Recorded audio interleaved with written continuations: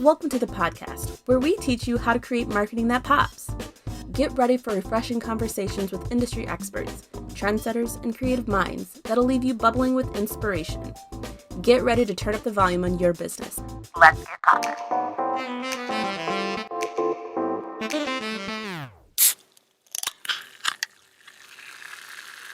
Welcome back to Marketing That Pops. I'm Olivia. And I'm Michelle. And today we're going to keep talking about AI. It's such a great topic, and it's really it's hot right now. And we have some really cool things in the works, and we're going to be speaking at some trade shows. Actually, Michelle's going to be speaking at some trade shows coming up here. And the first one is going to be at NCIA, Michigan in Grand Rapids. And the topic is none other than AI. And she's also going to be talking at MJ Biz, and she's going to be on a panel, again, also talking about AI. So we thought we would just keep the whole thing going and kind of give you guys that inside scoop of what she might talk about at those trade shows. If you happen to not attend, you can still kind of get the lay of the land for that. And we've been on this journey, and last week we were talking about AI and how it can be used for your business, and just kind of like adapting to how to make it work for your business and your day-to-day. And so this week, our topic is AI and the future of work, adapting to an automated world. So kind of just diving into that topic just a little bit deeper. So I'm excited to talk about that today. Michelle, how are you feeling about AI and all of the AI that's going on? I mean, I'm excited about it. I love technology, and I like to always be doing the latest and the greatest. So, and as I've been, learning more and more, it's so fascinating of the things that you can learn and do with it just to be efficient in your job. So that's what's so cool about it. I know. I'm kind of a little bit scared if AI ever went away, because we have started using it so much, and it does help to generate ideas and things like that. And it's what were we doing before?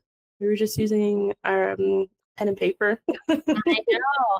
I was telling Brittany we were trying to come up with headlines, and she was doing some type of, I don't remember if it was Chat GPT or what, and it spit out several, and I'm like, oh, I like this one, but change it to this and that. Mm-hmm. And I'm like, what did we do before? We actually used our own brain to come up with this stuff the hard way. Oh my God. Because I remember we'd be sitting in the conference room just trying to think of things and throwing things at the wall. Come up with something, we'd make other people come in the conference room with an idea. We can't come up with anything. Right. Yeah. And that's the thing about AI and using it in that way, is that it just helps to speed up the process. Did we get to where we wanted to be? Yes, of course.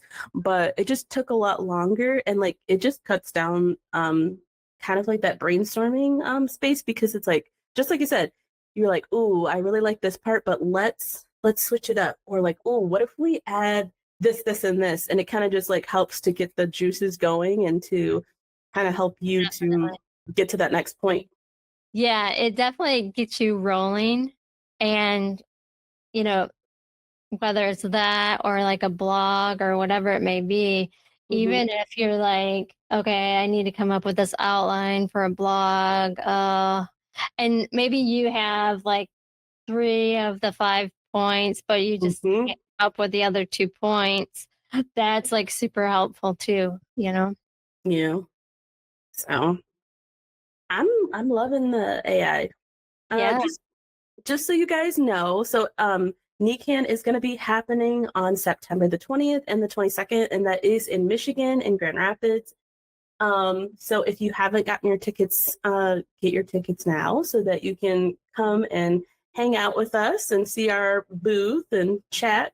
And then you can also attend Michelle's talk. But if not, just keep listening to this episode and you'll still get some good stuff. Yes, and we may have a couple extra tickets. Our team may be using them, but it may work out where we might have a couple extras. So you have to stay tuned though. And Yes. We might be making a post or two about it. Who knows? yes. So, when we're talking about AI, there is a lot of things that kind of like swirl around. But I thought today for our myth that we need to debunk, let's talk about AI and like, will it ever become sentient, like take over the world like robots? What are your thoughts on that, Michelle? Like, do you think that could happen? I mean, ever could it? Maybe after I'm gone. I don't know. But I mean, I don't think in the near future anything like Mhm, that will happen. I think, you know, things are definitely changing quickly. mhm, And I think that things are the key to employees being worried that, oh, I'm not going to have a job now because of AI. I don't think that's the case. I think mhm, that it's if you can learn to manipulate the AI mhm, to your advantage, because not everybody has the skill to be able to use the prompts properly to really get out of it what they need. Because some mhm, people just put in one prompt and then give up and they're out, and others will keep digging. And if you can learn the skills to use AI properly, that's a big skill that is needed. And so I think that's where, that's going to be like really helpful. mhm. I think everything that you see more and more is going to be AI. But I don't think there's still going to be human interaction, you know, with Yes. everything. And I So, I agree with that. Like I do think, I mean, there's so many like science fiction movies and like, these people get these ideas and, yes, there are robots and things that kind of have like human aspects to them that they're trying to develop, but I definitely think that we're very far off from something like that. Um and like Michelle said, like you need to have a human in order to be able to even develop or to be able to perform certain tasks. So I think we're safe for now. yeah, that reminds me of that cartoon, and it was about the robots. I can't think of what it was. The Jetson. The Jetsons. Oh my Mhm. gosh. Yes. And I like love that show. back then, it was like that just seemed so crazy, Hmm. that like you would just push a button and this would happen or that would happen. And now look at us. It's like crazy, isn't it? Yeah. But like when you were talking about like, you know, everything is robotic, that's where my mental brain went was to the Mm. jets. Like, are we Well, gonna like be the cars are just flying in the air and they're not like driving on the roads anymore and honestly, things like that. I'd love to see like a blog about that because there's so many things that, from the Jetsons that have come true. Like, if you think about like how they had those phones and they'd be talking it like FaceTime, that's something that came true. Um, let's see. They had those like watches, like the smartwatches, we have those. Um, they had the vacuum cleaners. So like, we have our what are they called? The The Room. iRobots. Yeah, the like vacuum cleaners that go Yeah. around and clean your space. So it's like I think there is quite a few things like, that were ideas or I don't know if they had a thought of that those things would really come true, but here we are. And yeah. The only thing that's not available is, I haven't seen anybody flying around in any jetpacks or anything like that. But on the water they do have those things. They do, and they're very cool. I see Yeah. them when we're out on the boat, and I'm like, oh God, don't let my husband see that. He's gonna be getting one of those things. That's so true. I could Yeah. definitely see him doing Oh, that. oh, he wants one so bad, but luckily they're really expensive. So, Okay. Good. We're in the clear. We're in the clear. yeah. Yeah. That's actually really crazy to think about though. So I think when we talk about AI, we've talked about like the chat bots and all the different things that we have been able to adapt and like use as brands and as businesses. And just to give people a peace of mind, I think as much as those things can help the business, I do think like on a customer facing end, I've seen some statistics that, people really still do want to talk to a human. So I think that while those things can definitely be helpful to get through like FAQs and like certain things, at the end of the day, people just want to be heard and they want to be able to explain the problem and not have someone just getting the prompt back again and again. Gosh, I know. Just thinking of, the chats on websites, right? You just it keeps coming back asking you questions like representative. It's like Yes, you just I get know. so annoyed and you're just like, just get me to a live person. Come on. Yeah, that's And all I so do is type that. yeah, it's just like it can be frustrating. But, I see how they're trying to make things more efficient. And if it's Mhm, commonly asked questions and things like that that they can solve, that it's not wasting their team's time, then that's mhm, great. But if it is something more advanced that you do need to walk through with somebody, then yeah, let's get you to a person. mhm. So, like business owners or marketing people that are listening, just be aware of that. Like, if you guys are using chatbots on your website, I would try to like look at that on a regular basis, whether that's quarterly, or monthly, to just see like how often are the prompts that you guys have on your chatbots, like how often are those actually being used? If not, maybe you have the wrong questions placed, and maybe you need to switch those up so that you can get some better results. So that's something to take away and to kind of adjust. Another thing that I do think helps and does really well is that when AI does like recommendations. So I love when I'm shopping and I'm on a website and they recommend something after I've purchased and it's like, oh, you might like this, this, and this. I think that that helps your overall bottom line as a business owner, because it's like you're recommending people to a product that they probably would, maybe they might not even know about, or you do have a little bit of information at this point because maybe they've purchased something similar or previously. So I think that that type of AI is not seen as intrusive and also off-putting, because sometimes like when we get to certain things that can happen. What are your thoughts on that, Michelle? Hmm. Really have a lot of thoughts on that one. Do you like it when you get recommended products to you?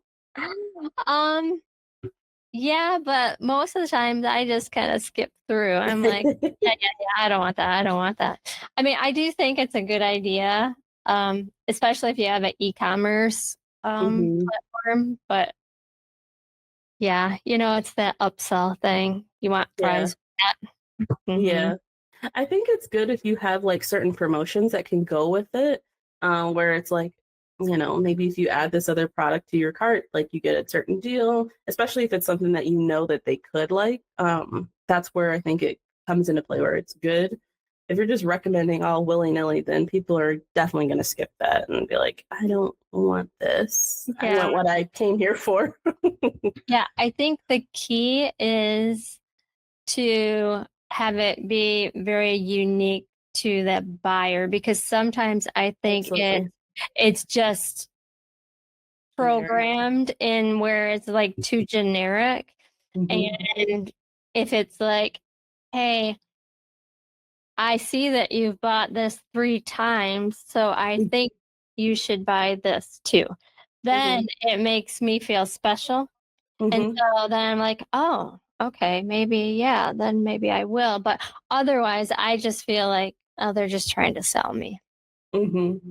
Yeah, I saw some studies that said like customers who receive relevant products recommendations are more likely to return to a business and become a loyal customer if they are specific to that customer. I think personalized recommendations demonstrate that the business understands and resonates with the customer, just like you're saying, and that Mm. only to build that like brand loyalty. Yeah, yeah. And I've been hearing that more and more and more. And just the personalization is so important. And Mm-hmm. like, it can be good, but sometimes it fails for you Mm-hmm. because, for example, like yesterday, I got this email and it said, insert name, blah, blah, blah, and it's just like, well, that was a fail for you, delete. Yeah. And it's like, they messed up on that one, but they're trying to personalize it, Mm-hmm. by like inserting my first name, but they didn't have it documented in their program. So they Mm-hmm. didn't have it to pull that information. So, um, but that is what we're trying to get to, right? Is make things like very personal and again, make you feel special that, oh, I'm getting this because you know this about me. Mm-hmm. Yeah, I think us as marketers, we have that. We're just so aware to when it's like, ooh, that was a blunder. You Yeah. really tried to get me on that. And Yeah. it's hard to turn that off. And I just am like, it's either like good or bad, whether it's like, ooh, that marketing team killed this campaign. They did so good. Like, oh, I wish I would have been in the room when they were coming up with that idea. Or Yeah. it's like, you guys, you messed up on that one. I know. Yeah. So I don't know if you've been, I'm getting sidetracked again, but We love your sidetracks, Michelle. I know this is what I'm known for. So have you seen that show Special Forces? Mm-mm. Oh, it's pretty good. It's like intense. So basically it's these stars go on this reality show and they put them through it. Like they are like a Navy SEAL and Oh they're wow. like making them do like a Oh, I boot have camp seen like type the thing. clips of that. Yep. Yeah, and they always have this exercise and at the end it's like fail, pass, fail, pass, fail, pass, And so like, with the email when I said fail, it's like that's where that was coming from. You failed. Um, but yeah, so it's that's like intense. Hmm. That's a really good show. You should watch it. It's like I would never go on that because I'm a wimp and I couldn't do any of that stuff. I think you would surprise yourself. Oh no, I know You'd better. be using your creative mind to try to figure out, well, what we could do is, what if we did this? And they'd be like, "Shut up! I said do it this way. There's no negotiation here," And then I'd be put in the corner they'd make me do push-ups or something. So So it's kind of funny that we were talking about this because my next topic that I wanted to talk about was personalized marketing. Um, how do we so do that? We always do this. It's well, like I can no, read your mind.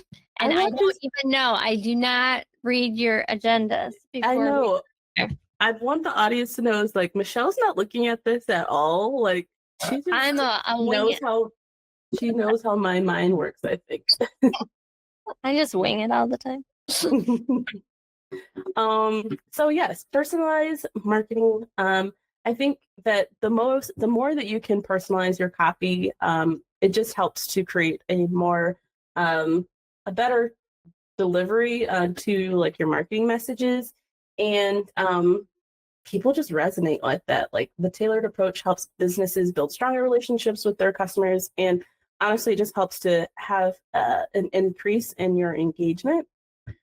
So quick, a couple of takeaways from that would be like higher engagement rates. So personalized messages do that. It can also help your click-through rate. So like Michelle was saying, like whether you're putting something in your subject line where you're like adding those personalized tokens. I know that that's available on pretty much all of like the email platforms out there. So if you guys aren't taking advantage of that, definitely try that and see if that helps your strategy and see if it improves your click-through rate. Another thing that you can do is if you're like, I'm not sure if that will work for me. Obviously, we are always talking about doing A/B testing. So what you can do is if your platform doesn't kind of have that set up right away, you can try to split your audience and see like, hey, let's try to take half of these, our audience, and I would make like a group of those and then send out a message that has the personalized token and then try sending it without and see what the difference is. And if you have like a better open rate, then maybe you should keep going with that and then test it for, I'd say, a couple of months and see how that is looking like month over month. And then you can kind of tailor your content that way. Mm-hmm. And speaking of that, and maybe we're going to get to this, but it just makes me think about like with marketing automation and segmentation that like we can automate these types of things, and that's a form of AI because we're, the machine is automatically doing this for you, but it's doing it based on the inputs or prompts that you're telling it to do. So like your list can get segmented and separated and, do different things based on the criteria that you request it to do. So, for example, if like they click this, add them to this list and so forth. So that just helps with a lot of things. It helps if it helps like what they're interested in. So say we send out a newsletter and we send out a newsletter on AI and maybe it's like 5 topics and they click on AI, we know, oh hey, they're interested in AI because they clicked on AI. And so we can segment that and put them in an AI interest list. So those types of things. Yeah, anytime that you can drill down your audiences is really helpful so that you're giving them the content that you know that they want. And this is it's not just for emails, like this type of methodology you can also use for like SMS as well. Like using like the custom tokens. I know a lot of those have that option too. And honestly, if you are using SMS, I would use the tokens because when you are sending like massive amounts of SMS, you're going through these carriers. And this isn't only just for, people who are in the cannabis industry. And the reason I bring that up is because in the cannabis industry, there's a lot of rules and regulations that you have to abide by. So using certain words like carriers, they kind of say that that's a no-no. But what I was getting to is when you use a personalized token for SMS, it helps to break through that kind of like singular message and they have more of a better delivery rate. Because sometimes you'll send a message and then you'll start to see like, oh, I didn't get a lot of clicks or, I didn't get as many delivers. And that's because the message isn't unique. So try adding that token and see if that helps you with SMS as well. Okay, we're moving along here. The next thing I would say is advanced sales and analytics. So we kind of talked about this a little bit last week, but you can just get so much information with AI and through your analytics, and it just helps to make really good business decisions because you can be informed based on the data-driven insights. So you're not just kind of making decisions like, oh, I think people like this, but that kind of goes back hand in hand with everything that we're talking about with segmenting your list and seeing if people like this and adding a personalized token. And then you just have to look at your analytics and see, okay, what we're doing is working, or no, we need to stop it and we need to reverse and try something else. Yeah. I'm smiling because I was going to bring that up, but I'm like, I know I'm just gonna wait and see if she's gonna bring it up, and then you did. So, but yeah, I was gonna talk about how once you start emailing or texting, you know, the automation starts understanding what that client likes, dislikes, and then it starts predicting what Mhm. going to order and how often you order. So say if you okay, I'm realizing this customer is ordering this product once a month. And Mhm. then now they're saying, "Oh, hey, guess what? This customer has been ordering every month. You should send them a reminder about this." And so these different programs like have all these really cool tools that will help you do that. So make sure you don't ignore those types of things. Yes. I was just gonna say Oh, that it improves sales and like forecasting, so you can actually predict like the trends that your customers will have. So Michelle's on the money once again. Yeah, I mean, it just helps to inform your decisions. And also, there's certain programs that we use. One of them in particular I'll talk about right now is Alpine IQ, which is really cool. Now, this is like it is like a e-commerce type of email platform because you can plug in like all of your information and you can see, like Michelle was saying, like, oh, this person has shopped this many times and they have this kind of like regular buying structure. And so you can kind of see with this program, like, oh, this person has fallen out of their buying cycle. And then what's nice about it is you can really quickly see like the amount of customers who have maybe fallen off or whatever have you. And you can send a campaign directly to those customers. So it kind of like helps to like cut down that work a lot for you. So you're not having to figure out, well, they have purchased, but I don't really know like how often they purchase. It's really nice that it just does all of that, data for you. And then you can make a decision of how you want to try to like reintroduce yourself to that customer or to try to get them to back into your store or to get them to purchase again online, or you want to send them a coupon, whatever that might be, you have that information to make your decision. right. Like if, oh, tell me who hasn't purchased in 3 months, and then send them specifically a campaign Mhm. of come back, we miss you, that type of thing. Mhm. Yeah, and a lot of people, I think that those types of campaigns do well because they're like, people will be like, oh yeah, why haven't I been there? Or like, sometimes I've gotten those emails where I'm about to go back to the site or I haven't thought like I haven't shopped there in a minute, and I'm like, how did they know that I haven't been there? And I was just thinking about it.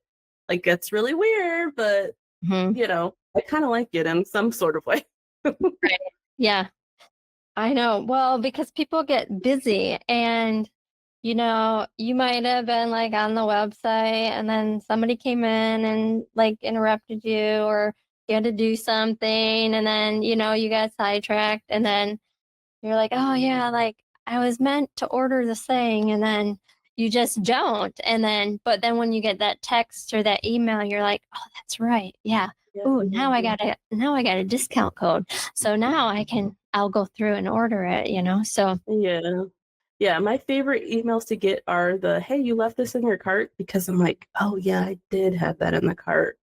I forgot." Like, yeah. or I'm just like, "I don't even remember what that site was that I was on there, and wasn't I about to purchase something?" And I mean, Mhm.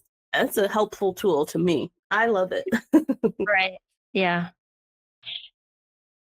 Okay. So, talking about the future of AI in the customer experience. So we talked about chatbots and assistants and how they can help with FAQs and like helping with that. I would just again say to make sure that you are doing your research and making sure that you understand how your customer uses your website or how they interact with your business, just to make sure that those can have that natural language. Because if you don't, like, people can get real upset of like, I want a live agent or whatever that is. And I think people just want to get to the answer that they're looking for as quickly as possible. So definitely look at that. And then like another thing that AIs are is just like predictive analytics. So AI will become even more adaptable at predicting customer behavior, allowing businesses to anticipate their needs and to offer proactive solutions. So I think we'll start to see a little bit more of that coming from AI. And we're already starting to see this, and we talked about this again last week too, about how like augmented realities and just being able to place things in your home from like certain shopping places. And I do think that those types of things help to make a decision ultimately. So you have to customize your customer experience. That's crucial. Yeah.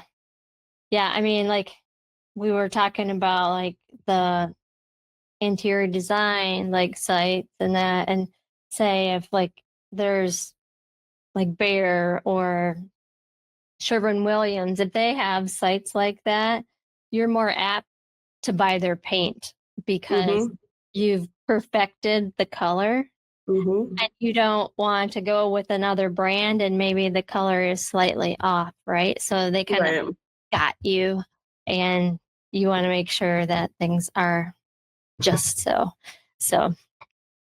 Yes. So all in all, AI is playing a crucial role in transforming the customer experience. And by leveraging a lot of these things that we talked about, with, looking at the data and also making sure that your copy is customized to your audience, just helps to obviously build better offers to your clients and customers. And I think it helps to build that stronger relationship. And that's what people want. They want to buy from a product or a place that they believe in. And if you can give more of that, then I think that will help give you that competitive edge. Yeah, I think that predictive analytics is really cool. And I don't think people have been using it to its full advantage. And I think there's still like so much more to learn with that. But, talking about upselling and, having those, extra things on the cart, that is something that we really need to take advantage of. Yes, absolutely. And as AI continues to evolve, I'm sure that we'll have even more to come here and talk to you guys about. We'll probably be continuing this AI series just because there's so much that we can get into. We maybe next episode, I think we talked a little bit about how we want to talk about like, is this AI or is this not? And maybe we can bring in some of that like stuff from like the Jetsons and like things of just that have come to fruition. And maybe we can talk about some fun stuff like that. So stay tuned for our next episodes in this series. All right. Sounds good. All right. Well, we'll talk to you guys later. Thanks for listening. Bye. Bye. Thanks for listening with us today. Stay tuned for the latest in web marketing and design from ThrivePOP. Want to be a pop star? Head over to thrivepop.com/podcast to join our mailing list for episode notifications, sneak peeks, listener feedback, and more.